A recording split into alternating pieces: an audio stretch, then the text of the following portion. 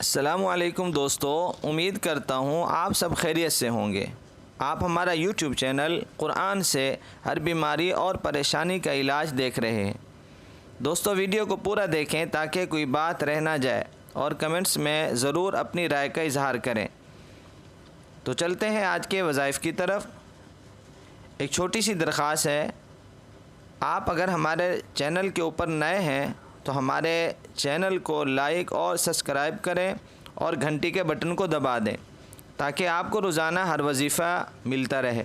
دعا ہے کہ اللہ تعالی ہم سب کی مشکلات کو آسان فرمائے اور بیماریوں کو دور فرمائے۔ مضبوطی: اگر کسی کا حافظہ بہت زیادہ کمزور ہو، کند ذہن ہو، کوئی بھی بات زیادہ دیر تک یاد نہ رہتی ہو، جو کچھ بھی یاد کرتا ہو بہت جلد بھول جاتا ہو، یا کسی کے سامنے جا کر بات کرنے سے گھبراتا ہو، توجہ اور یکسوئی حاصل نہ ہوتی ہو، تو چاہیے کہ وہ روزانہ باوضو حالت میں کثرت سے یہ دعا پڑھا کرے۔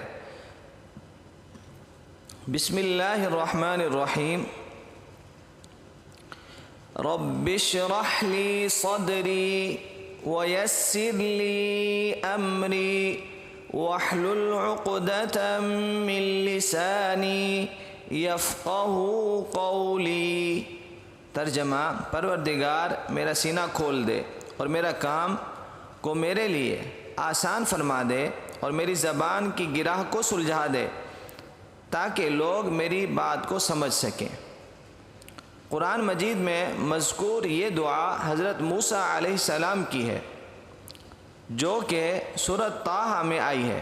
اس دعا کو پڑھنے سے اللہ تعالیٰ اپنا فضل و کرم فرماتا ہے، حافظہ مضبوط ہو جاتا ہے، یادداشت بہتر ہو جاتی ہے، کند ذہنی دور ہو جاتی ہے، زبان کی بندش کھل جاتی ہے۔ اللہ تعالیٰ گفتگو کرنے کا حوصلہ اور ہمت عطا فرماتے ہیں۔